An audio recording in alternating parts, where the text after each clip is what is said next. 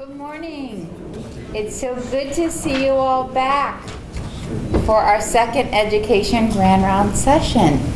My name is Sherry Wicker, and I'm here to welcome you on behalf of the Office of Continuing Professional Development and our Teaching Academy, which co-sponsor this series. So we're very excited to welcome Professor Katie Watson today.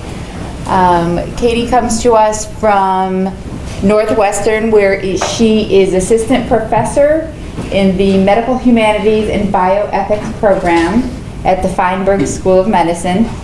And one of my favorite things about what Professor Watson does is that she's also adjunct faculty for Second City, where she teaches on improv and sketch writing, which is pretty cool. That should lend to a very exciting session today. Professor Watson earned her political science degree from Indiana University and her law degree from NYU. And over the years, she's developed an affinity for this concept of gallows humor in medicine, which we've all heard of, we've all been familiar with, some more than others. And she's going to share a nice discussion with us today, and I hope it'll be an interactive discussion. So please join me in welcoming Professor Katie Watson. Thank you. My friend David told me this story. He was an emergency room resident, and one night, working the overnight shift, he and two tired colleagues were wondering why the pizza they had ordered had not yet arrived. A nurse interrupted their pizza complaints with a shout. GSW, trauma 1, no pulse, no blood pressure. The residents rushed to meet the gurney and immediately recognized the unconscious shooting victim. He was the delivery boy from their favorite all-night pizza restaurant, and in this very impoverished urban neighborhood, he had been mugged bringing their dinner. That made them work even harder. A surgeon cracked the kid's rib cage and exposed his heart, but the bullet had torn through it, and they couldn't even stabilize him for the OR. After 40 minutes of resuscitative effort, they called it. Time of death, 4 a.m. The young doctors shuffled into the temporarily empty waiting area. They sat in silence. Then my friend David asked what all three of them were thinking. What happened to our pizza? Joe found the pizza box where the delivery boy dropped it before he ran from his attackers. It was face up, a few steps away from the ER sliding doors. Joe set the pizza on the table, and the residents stared at the food the boy died bringing them. Until one of them made a joke. How much you think we ought to tip him? The residents laughed, and then they ate. David was 15 years out of his residency when he told me this story, but the urgency of his voice made it sound like this had just happened last night. He said, "You're the ethicist. Was it wrong to make a joke?" I took David's question really seriously because I am an ethicist, and it really moved me that he had been troubled by this, and he and his colleagues had continued to talk about it for 15 years. I took it upon myself to learn a lot about a particular kind of humor called gallows humor. And gallows humor is a certain kind of dark humor that makes fun of other terrible things that you would think we would not joke about, all right? So it's a certain category of humor that you see all the time. That thinking and teaching and talking and lecturing culminated in an article that I know has been shared with you all. And that article was surprisingly popular. It was one of those things that I think lots of people experience or know about, but very few people talk about in an academic way. And I understand it's assigned reading at many medical schools across the country. So that was very rewarding. Since then, several new things have happened actually in 2015. So I want to share with you and summarize some of the things I talk about in that article to talk about gallows humor generally and my thoughts about it. And then I want to really update that thinking with these new developments from 2015, both specifically relating to medical education and a whole new category of cases that have challenged my thinking and caused me to change it a little bit and invite you into discussion throughout. So when I thought about these new developments, I realized something new in retrospect, that my original thinking was about the vulnerability of physicians and other healthcare providers, and I was defending them and their need to use humor in some instances to defend themselves, to protect themselves, or recharge and re-energize themselves for the next difficult situation. There was an article in 2015 in the Journal of Medical Humanities analyzing and in a way rebutting my article and offering a different point of view that was really about the vulnerabilities of trainees and students and how this humor affects them. So I'm going to share that with you. And then the new category of cases, which I call the corporeal cases, which are about joking with unconscious patients, I realized were about the vulnerabilities of patients. So we're going to think about the vulnerabilities of healthcare providers, of trainees, and of patients, and try to see if we can put together a bigger picture. So my goal is to balance all those things. So let's think about about Gallows humor. David's question is normative, and that's what ethics is. What's the right thing to do? What's the wrong thing to do? So it's a good question to ask. Or I should say, when all your options are bad, you call the ethicist and you say, which is the least worst one to choose? That's my job, is to weigh in on that. But I'm also in a program of medical humanities, and in medical humanities we use an interdisciplinary approach to think about problems or issues in medicine. What would an anthropologist think? What would a historian think? How can we enrich our analysis? So I'm also going to share with you a medical humanities approach. Medical humanities ethics talks about right and wrong. Medical humanities starts with what and why. Why are we here? How did we get here? What's really going on before we weigh in on those more normative questions? So I want to think about why might healthcare professionals joke about life and death situations and the patients that you're all here to help. So let's start with that. After Freud did his dream work, many of you may know, he wrote a book called Jokes and Their Relation to the Unconscious, and he says that the jokes we tell are just as telling as our dreams. I know current neuroscience will undermine some of his dream theory, but let's stick with him on joking, since we're conscious and awake when we do that.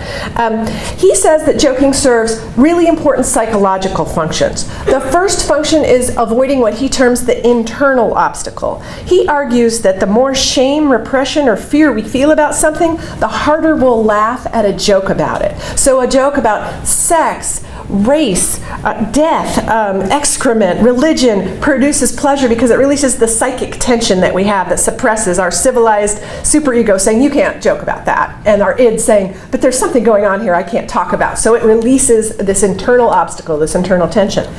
He says the second psychological function of joking is circumventing external obstacles. So when there's powers beyond our control, joking that we can't, obstacles we can't escape, joking about them is a way to relieve the tension of them. So if I can't escape my oppressive boss, when he's gone, joking about my boss helps relieve the pressure that I'm under with this external obstacle, and that's laughing about him is a more productive response than fighting with him, let's say.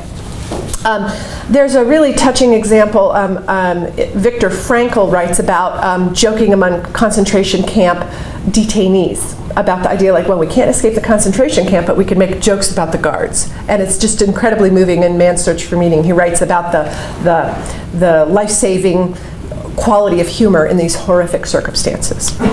A different approach would be through philosophy. Philosopher Ted Cohen wrote a book about joking, and he argues that sometimes we joke not for distance, as Freud would say, to get away from this external obstacle or from these internal obstacles. Ted Cohen argues that we sometimes joke for connection, for intimacy. So he uses the example of pointing out a beautiful sunset or a painting. If I talk to Sherry and say, don't you think Guernica is beautiful? Look at this. Am I just being so generous to share this beautiful thing? And Cohen would say, we're not that nice, actually. What we're doing is trying to establish, do you see the world the way I do? If you think the sunset is beautiful and I think it's beautiful, it shows that we have a similar worldview. And similarly, if I make a joke and you laugh at it, it shows that you saw my thought process and you see this the same way. And if you don't think it's funny, that's fine, but it just shows we don't see the world quite the same way. And so he says we joke for intimacy, that you get me. And so in that way, Cohen says that joking serves this vital social and psychological function of cultivating intimacy and establishing community. Cohen points out a second reason we joke, and he says laughing at absurdity is the only way to coexist with it. And I really like this quote of his. When we laugh at a true absurdity, we simultaneously confess that we cannot make sense of it and that we accept it.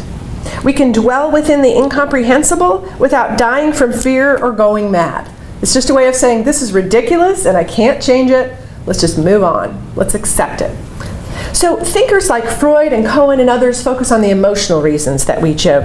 But for me, I think that in some situations, clinicians' laughter is better explained by cognition and linguistics. So let me take a turn and go to a different discipline. And I think this is illustrated by an essay that was published a couple of years ago, written by a medical student in the New England Journal of Medicine. She wrote about medical teams on the overnight shift eating ice cream together. Notice how many of these stories happen overnight, and they often involve food, which to me says something about Maslow's hierarchy of like you're not at your best when you're tired and hungry, so maybe these jokes come at a certain time. We can think about that in your own experience too. But she talks about medical teams on the overnight shifts were eating ice cream together, talking about the funniest beeper pages they'd gotten in the middle of the night. For example, "Doctor, your patient is on fire," and laughed until we could barely breathe.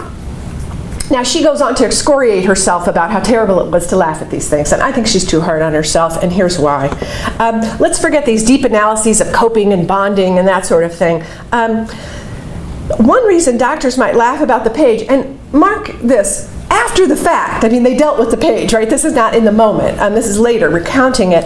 The page, "Doctor, your patient is on fire," is a cognitive response to incongruity. Laughter often happens with pattern recognition. And so I have a new baby, and what makes me laugh is he started laughing when our faces are funny, and I think it's because he's figured out pattern recognition. This is how a face is supposed to be, and it goes, that's not right, and that's funny. Like it's triggering this cognitive, I recognize that's out of pattern. This happens with grown-ups in language too. So the first incongruity is content. People don't usually catch on fire, so specifically in the hospital. If they do, if you're having that issue, call me, this is a separate talk. So that should be very surprising. This doesn't add up at all. The second incongruity is the delivery, right? Someone we know is on fire seems like something you'd hear screamed, not the matter-of-fact message you get in the same medium that says, "See you at the meeting at 3." You know, like that's a weird delivery. And the third incongruity is linguistic. It's a present tense. Your patient is currently on fire frames the person who's sending it as someone who's typing a page while someone is on fire, rather than like pouring water on them or dressing this. So a character's underreaction to a heightened scenario is just a standard comic scenario. Like, so if I'm at Second City teaching sketch writing, standard scenarios. There's a lot of reasons one's brain might just click to laughing at this, even though there's nothing funny about the patient being harmed by a fire, right? That there's just, you guys are really trained in pattern recognition. It's called diagnostic acumen. And so your brains would go that way like any other smart person processing language. So when people jump to the startle response of laughter, I'd argue that laughing at the incongruity of that page and respect for the actual patient are not mutually exclusive. Okay, that's a linguistic analysis or a cognitive analysis. Let's go to a different type of linguistics and think about rhetoric. Another analysis would think of humor as a form of rhetoric. Writer George Saunders uses this term, and he says this about the gallows humor that Kurt Vonnegut uses in his war novel Slaughterhouse-Five. Has anyone read or vaguely recall Slaughterhouse-Five? Yeah. Beautiful, beautiful book. George Saunders, in analyzing that book, says, but very dark humor, wartime humor in that book. He says, humor is what happens when we're told the truth quicker and more directly than we're used to. The comic is the truth stripped of the habitual, the cushioning, the easy consolation. This rapid truthing is what Vonnegut does with war. And I just love that term, rapid truthing, that a joke can just cut through the baloney and just say what's true. And the example I give in the article is of a neonatologist who I was in an ethics conversation when I was a trainee that was just going around and round about the neurological status of a devastated newborn with all the testing and this and that. It just went on forever. It was very complicated and murky, but we were getting nowhere. And this neonatologist just sort of after, I think, 15 or more minutes of this analysis is going nowhere, said, you know what, he's more likely to be second base than play second base. And I was shocked, and others in the room were just like, Bill. But what I noticed is it clicked the conversation to the next topic, which was what options should be given to these parents. where are we really, instead of talking about the test results for interminably that was really going nowhere. And I was put off by it at the time, and I thought, well, what a jerk. But later in my development as an academic, I thought, oh, he really summarized the conversation in a very crass way, but it clicked us to the next topic. And I later thought, was that a form of rapid truthing?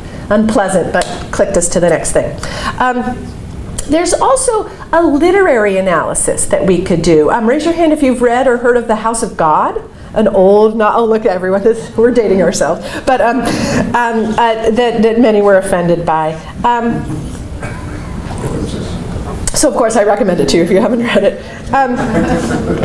And when we think about jokes and gallows humor, I want you to also think about the power of the narrator. Right? When we do a literary analysis.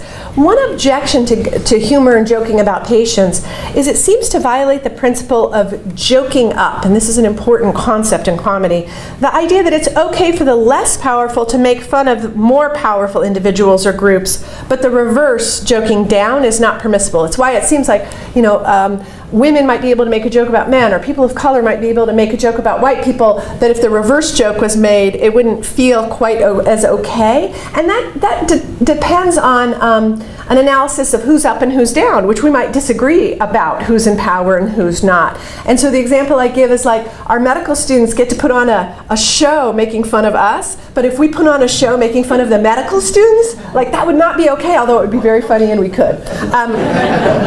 But that would be joking down, right? We're the powerful people, and so joking about how scared they are in an anatomy lab would not be appropriate, right?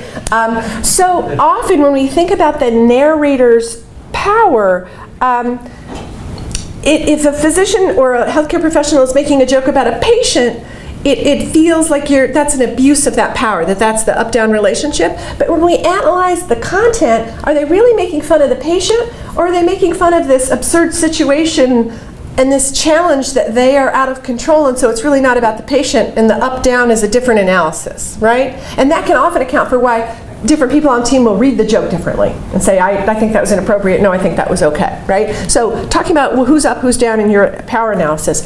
Understanding literary construction can change the framing. When someone wonders, like David, if it was wrong to make a joke, maybe they're really asking about the use and abuse of power that comes with asserting oneself as the comic narrator of someone else's tragedy. Right? I can tell the funny story about the horrible car crash I was in and the funny part of it. But if someone else tells it, it's sort of, that was my story, right? So figuring that out can affect our analysis. I also thought about contributions from sociology. Physicians aren't the only, and healthcare professionals aren't the only ones who joke about death. Gallows humor typically occurs between peers, and it typically occurs what sociologists call backstage, all right? So sociologists have documented the way many work groups develop a backstage language that's not meant to be understood by outsiders, right? It changes the you had to be here of a joke, you had to be there, to like you had to be us to get why this is funny. So whether it's teachers in the teacher's lounge, firefighters in the firehouse, soldiers in the foxhole, it's not meant to be heard by anyone outside the group, it's for the group. And I think gallows humor by healthcare providers certainly falls in that work group sociological analysis. Now again, like the who's up and who's down and the joking up and joking down, saying you had to be us reveals subtle fissures in who's us. Who's on the in team. So a rehab physician once told me, I'm allowed to make jokes about patients with disabilities, but when surgeons do it, it makes me furious. They don't really work with my patients, right? So was not just physicians, it was that disciplinary specialty. A psychiatrist told me that I'm allowed to make a joke about a person with schizophrenia, but my residents are not. They have not earned it. Right? I've been doing this for 30 years. So who's us was not just psychiatry, it was based on trainee level. But I'm just going to say for the moment for this conversation, the larger us is clinicians in contrast to people who don't work in medicine. And one reason that the risque joking in gallows humor travels among peers is the risk in joking across communities. So think about that Ted Cohen, the philosopher who talks about intimacies. Just as jokes can establish or confirm community or intimacy, they can reveal that we're not on the same page, that we're not in the same community. We don't see it same, and they can call, I I wouldn't say cause a rift, maybe cause a rift, but also reveal a rift that already was there that we didn't maybe know about, and maybe we're going to have to address now. And they can harm relationships because of that. So let's go back to David's story, thinking about that. In this article, I came to some conclusions. I was a lawyer before I was an ethicist, and I think our job is to give recommendations. You don't have to follow them, but leaving you with like, there's a lot of pros and cons. Isn't that interesting? Good night. You know, I don't think that's helpful. Your job as clinicians is to make a recommendation, take action, and that's mine too. So I think that there are times Gallows humor is inappropriate. I don't think it's just anything goes. I think that saying no one can ever make a joke that if it somehow involves a patient is also too broad. I don't think that's useful, and it treats you like robots instead of human beings in a difficult job. So I think sometimes it could be acceptable when it's backstage and when it's used as a coping mechanism. So let's think about David's situation. When someone asked me, was that joke okay? And they do. I've become like a weird priest where people come to confessional and ask me if jokes were okay or if it was right they were mad. And I kind of try to weigh in, but then I often just give them my article. I want to think about, and this is explained in more detail. First, I think about the joke. To think about the literary analysis. Who's really the target? Is the target the patient, or the target is death? And this terrible, my feeling of impotence that I couldn't, this person has chronic diabetes and nothing I do seems to help. Is that really the target of the joke? Let's think about that.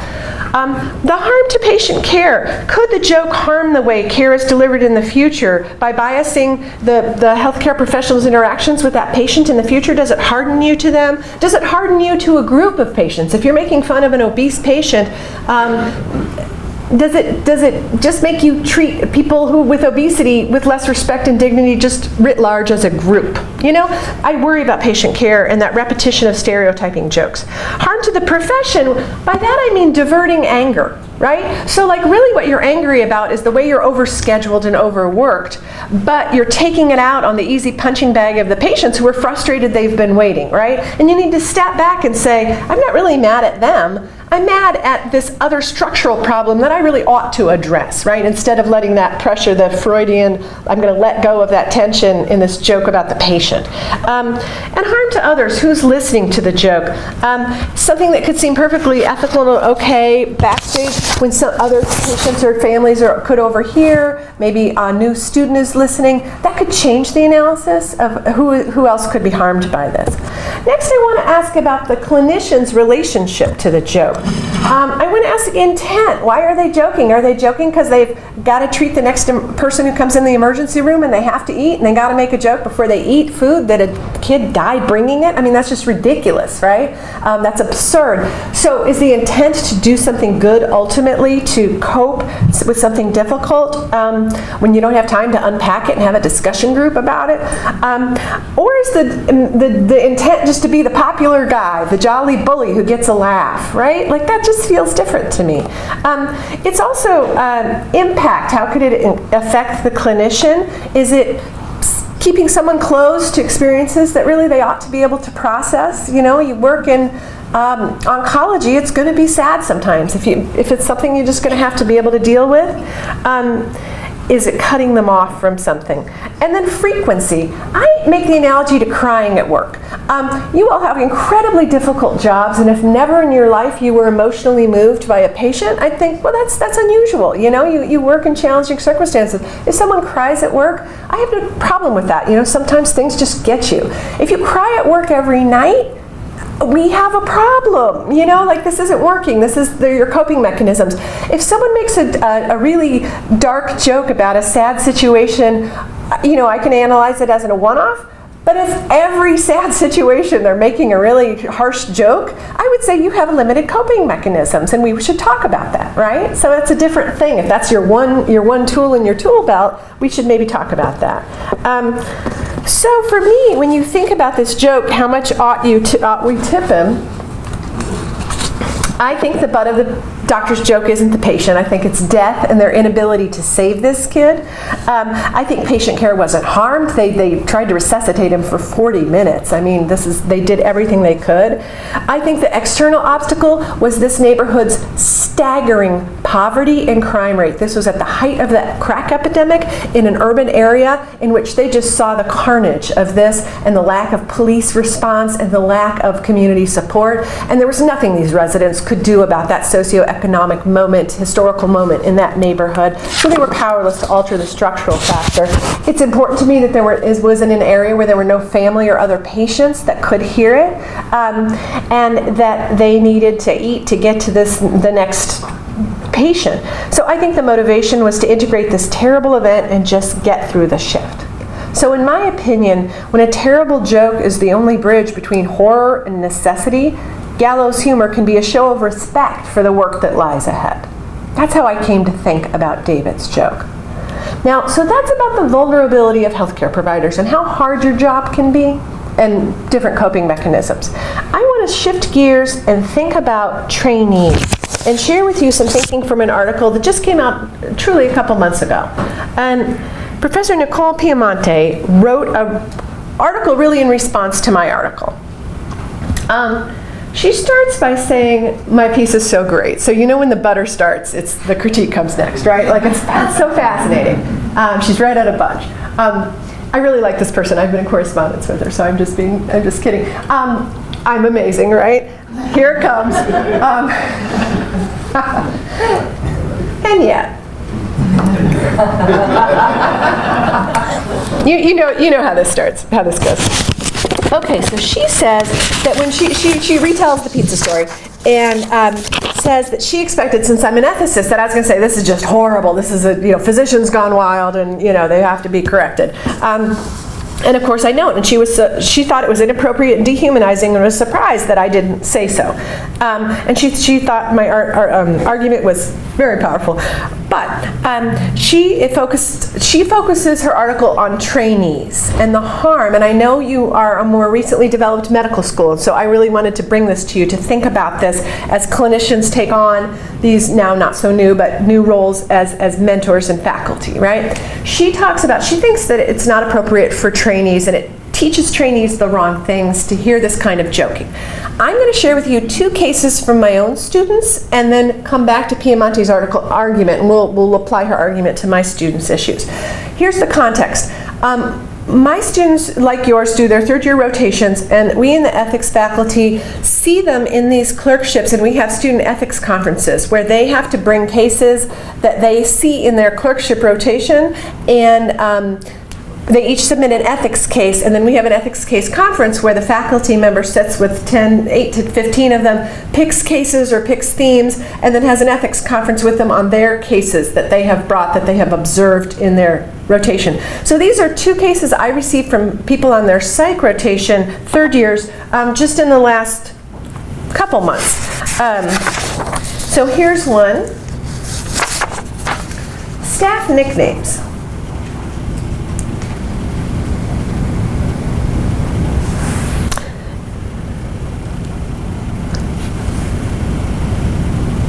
And this is what I love about our students. I think this student posed exactly the right question at the bottom. And it was a longer write-up, but this is an excerpt. So, case 1, staff nicknames in the psych ward. Case 2.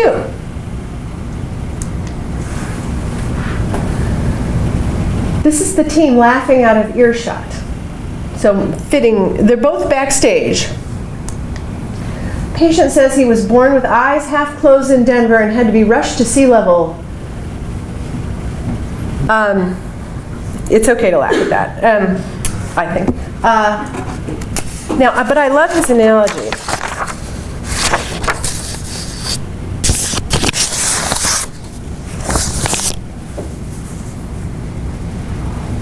So I say CP example because when we discussed this in our session, he said, if someone has a cerebral palsy and people were making fun of, a care provider was making fun of them because they walked funny, you just think, you're a monster. What do you do? You're terrible. That's a product of this person's illness. Similarly, that in psychiatry, when people say things that don't add up, even though it's incongruous, that's a product of their illness. So isn't that the same as laughing at their illness, is the question he was asking, which I just think is a terrific question, right? So my point is my students struggle with this, and I bet yours do too.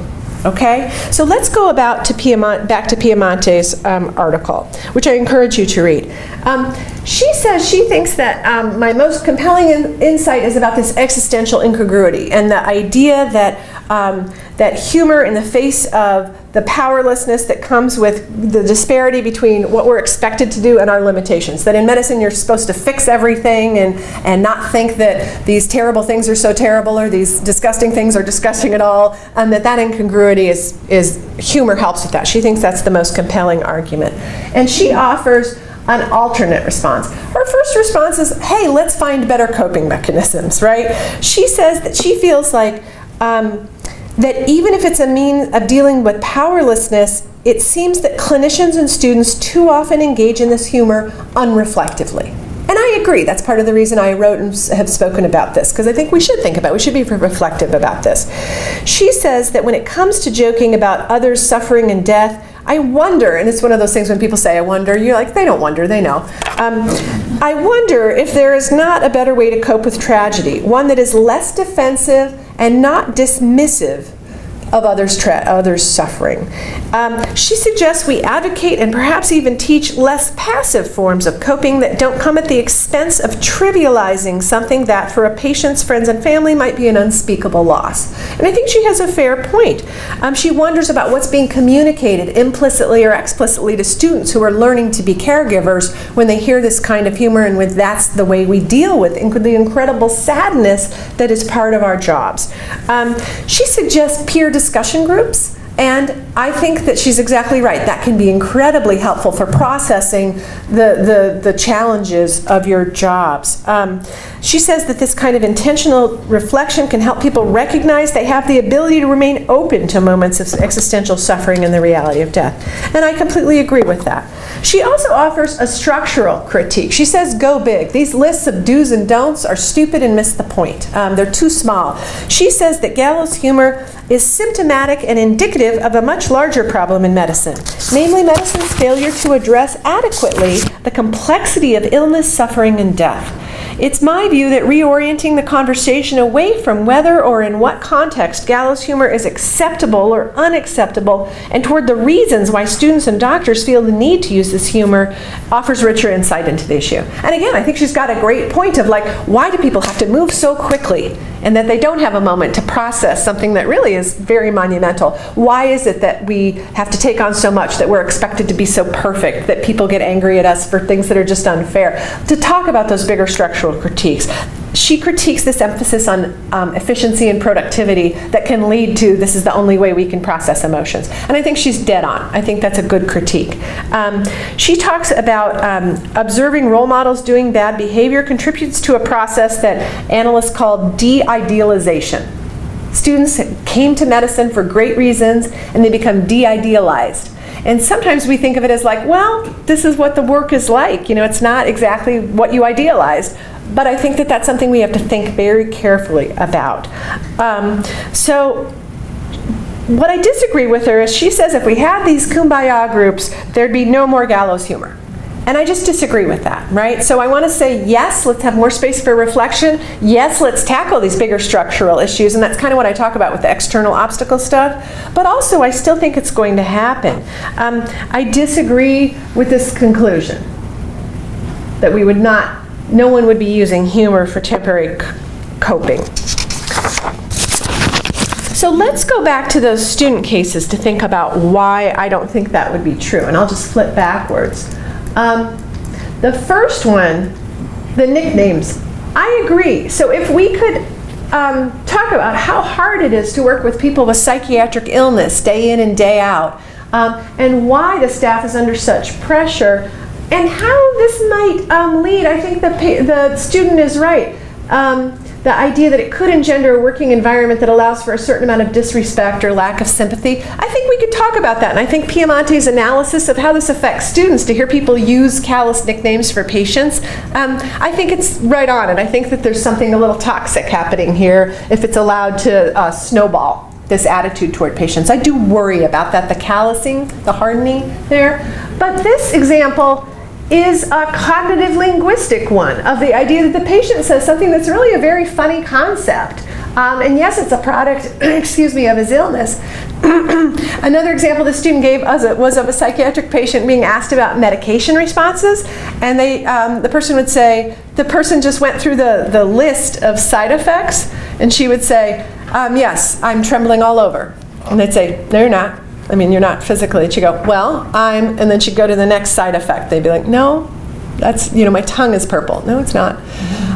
This. And she'd go, and it's, at Second City, that's called a clothesline scene, where you just go through each thing, and it's linear, and and they started giggling. They're trying not to laugh, because it was like no matter what you said, she just was going down the list. Again, that's a cognitive linguistic kind of humor thing. It's not necessarily making fun of her, but it's just a response to that. I don't think that Piamonte's analysis or her approach would change that kind of humor. And I'm not actually too worried about that. So, but I encourage you to take a look at her article and think about how this humor affects trainees, and the trainees who rotate with you but don't know you in this grander sense, don't get to see this other kind of approach that you have and how this joke fit into your whole practice. If you're that clinician, there's a moment for you to step aside and say, you just heard me make a joke or use a nickname. Let me talk to you about that. Why I think that's okay and why I do it. But you may disagree, and that's okay too. You may choose not to do that. And I didn't do it when I was your age, or whatever. Like, maybe we could talk about that in that moment. I think that could be useful. Now let me shift gears so this is about trainee vulnerability, shift gears to think about patient vulnerability. And this newer, and just new to me, it doesn't mean it's new to you, category of cases, the corporeal cases. These are about the vulnerability patients, and they challenge my notion of backstage. When are we actually backstage? So let's look at this last part. Some of you, I'm sure, are very familiar with the first case because it did happen in Virginia. Recently, an anesthesiologist, so raise your hand if you do not know this story. The anesthesiologist, okay, someone went for a routine colonoscopy, turned on his cell phone recorder because he wanted to catch the aftercare instructions, and he thought he might be groggy from the anesthesia. It was in his pants. The pants were just put under the table, and recorded the whole colonoscopy, and they were making really, really hateful jokes about him, and the anesthesiologist in particular was saying, I wanted to punch him in the face to man him up. He was so irritating. They were joking about whether he was gay. They joked about, they did say he didn't have hemorrhoids, but they were going to put on his chart that he had hemorrhoids, because apparently that's hilarious, and that's called falsifying the medical record, and that he had Ebola of the penis, and this and that. Okay, so he hears this all in this recording, and sues them and gets a $500,000 jury verdict, which is a very large verdict for defamation and libel, defamation and libel and falsification of medical records. But the jury was really, really mad. So that is that case. Okay, so it's all verbal joking, degrading the patient who is there but unconscious. Okay, so let's just hold that in mind. I'm going to share with you a second case. The second case is an ethicist in a different hospital in the South called me to ask my thoughts about this case. So this is a private case that's not published, but I share anonymized and with permission. This was a knee replacement surgery, and while this patient was under, the nurse had to leave the room to obtain a smaller catheter for the patient because, quote, his penis was too small for the ordinary one. And when she returned with it, she stated, well, at least he makes up for his short penis with a nice ass. I'm quoting. And the surgeon said, well, if you like it so much, why don't you smack it? And rolled the patient over, and the nurse spanked the patient's butt. Everyone in the OR laughs, surgery proceeds, patient is discharged the next day. An OR tech and another nurse go and complain and share this behavior with the appropriate higher up, and then there's a conversation about this. This ethicist question to me was, should we think about this like patient error, like a insult to this person's dignity, and must it be revealed to the patient, and what should be the consequences for the nurse and the surgeon who participated in this behavior? So we have jokes about the patient's genitals, and we actually now have a physical touching that's non-medical. It's slapping this person's rear end for a sort of sexual innuendo joke. Okay? This next one was published in the Annals of Internal Medicine a couple months ago. In this one, a student reports scrubbing into a vaginal hysterectomy, and the attending is prepping the patient patient's vagina for the procedure, wiping the betadine on the labia and the inner thighs, and then looks at the student as he's wiping this area and winks and says, "I bet she's enjoying this," and laughs. And the student laughed because he felt like he had to. But in this small group conversation in his school setting where he reports about it, he says, "I was just standing there trying to learn. The guy was a dirtball. It still pisses me off." And in law, we'd call this a forced false confession, right? Where you laugh at something that you think, that's horrible, but you say something that's different than what you actually feel because of hierarchy, you feel like you must, right? So the student not only was horrified by his mentor, someone who should have been in mentoring role, but felt that he had to then take a position that was not his position. And that's something that you carry with you, that lie that you tell through laughing. So this is a medically appropriate touching, swabbing an area with betadine, prepping for surgery, that then gets converted to a sexual act through the language. Right? The fourth and last case is shared in the same essay in Annals of Internal Medicine, and this is the author's, this student's tutor in this discussion group, and he shares this story from his medical school experience. So this would happen to this person years earlier. He was a medical student on OBGYN. A woman hemorrhaged after delivery, and the resident couldn't stop it, calls an anesthesiologist. She gets anesthetized, and then the resident does an internal bimanual uterine massage, so his arm is in her uterus, and saves her life, stops the bleeding through this maneuver after she's gotten some anesthesia. So he saved this woman's life. That's a very respectful act, right? Then, with his hand still in her, this is a patient of Hispanic descent, starts singing La Cucaracha and dancing like he's dancing with her, with his hand in his arm in her vagina. And the student starts to sway and kind of laugh, not knowing, feeling like he has to validate this, until the anesthesiologist who had been called in yells, "Knock it off, assholes!" And they stop. So the tutor, in response to this student case of the wiping with the betadine, she's enjoying this, has to tell the student, that happened with me, to me, and I did the same thing. I participated. I didn't stop until this guy yelled. So these are 4 cases I'm going to call the corporeal cases, and you are all very quiet and not smiling, and for a reason. That I want to share with you for this last one, the Annals of Internal Medicine. I recommend to you the essay and the accompanying editorial. The editorial says we really struggled with whether to publish this, and we needed 2 meetings to decide because we think it besmirches our entire profession, but it's important for us to say that this happens and we need to talk about it. And my all-time favorite editorial quote, that's from the Annals of Internal Medicine, you guys. I mean, so if that's ever your response, you can say you're citing them.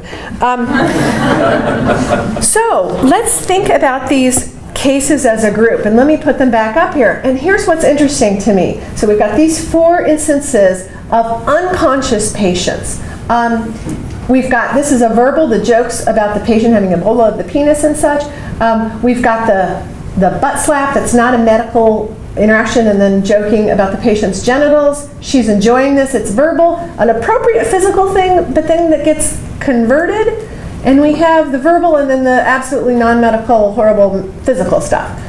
I want to observe to you, these all involve genitals. So I feel like I should flash back to my Freud slide. That I, as a layperson, think you guys have worked this out and that doesn't upset you and it's just us that are anxious about our genitals. It turns out you're not. You're stressed about this too. That is of concern to me and interest to me. I also feel like there's this interesting idea that if a patient's unconscious, somehow we are backstage. I think that's the implicit assumption of these care providers, that this person's unconscious so we can do anything we want or say anything we want. I'm going to say that's a mistake. NPR asked me to comment on the Virginia case, saying, oh, isn't this just an example of Gallows humor? And my point of view was absolutely not. This is a routine procedure, a colonoscopy. I don't see the stress that these care providers are under. They chose to be in this profession, right? We don't want to get colonoscopies. Newsflash, you have bullied us into it, right? Like to screening colonoscopies, or I don't know what the situation is. None of us want to become unconscious unconscious and naked and have our genitals probed just in case we have cancer, right? That's not awesome. And you get paid to do that, and we don't want to come, right? But you've convinced us to do this tremendous surrender. So when I shared these cases with my MA students, and I said, what do you want me to tell the folks at Carillion about this with the trainees? Because there's trainee roles in these too. They said, and I think this is so terrific, one of my master's students, we do a master's in bioethics that some of the medical students get a joint degree, said, I think these physicians forgot that the practice of medicine is sacred. It became so routine to them that they forgot that people are so vulnerable. They come, they're unconscious, and they're naked, that the trust of that, they just forgot. And students being upset could remind them that this is sacred.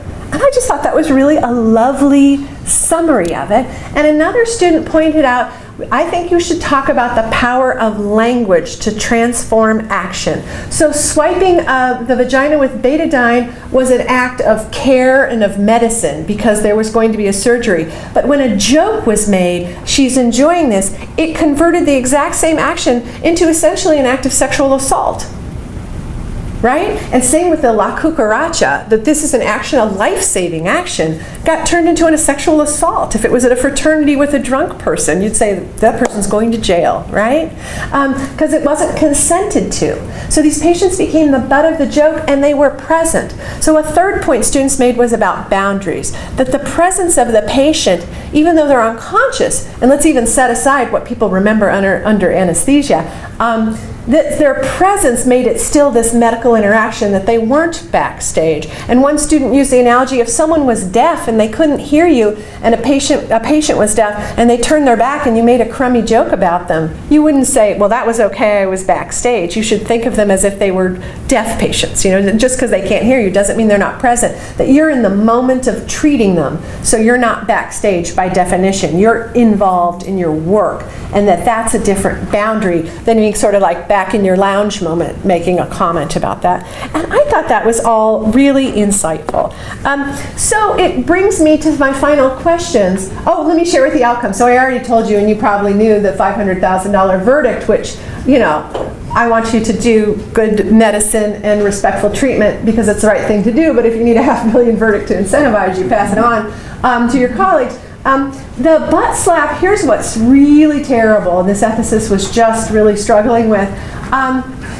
This surgeon brings in a lot of money. And so let's talk about power and hierarchy, that a new nurse was fired because we just can't tolerate that behavior. But look how she was set up, right? She made an inappropriate joke about the penis size. The surgeon set her up and said, if you like it so much, slap the butt. She had a decision to make. She made the wrong one. She needed to say, no thank you, right?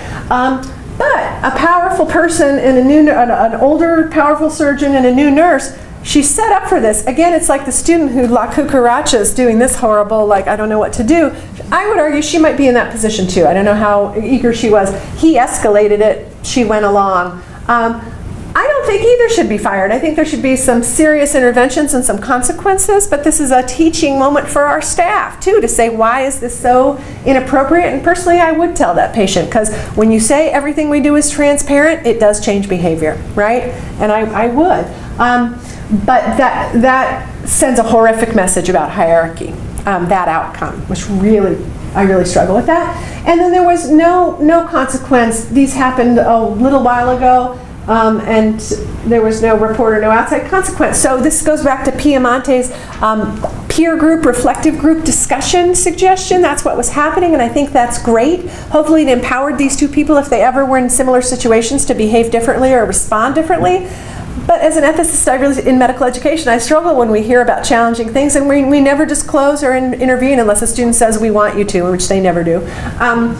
But you know, if we don't correct these things or do something in the real world practice, all our reflection was about processing, but we're not changing, right? So I want our reflecting to go towards changing, at least for the next time, if not for that time. So this leaves me with a set of questions. For you, I would like to hear your thoughts on, when are you backstage?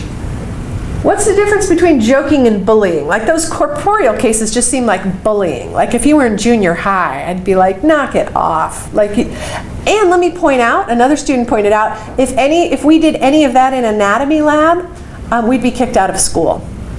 So that's a great parallel. If a senior surgeon's doing something that would get you kicked out of medical school, I'd suggest that there should be consequences for that surgeon as well. And I'm just using surgery because that's the example. What's the difference between gallows humor and just plain old making fun of patients?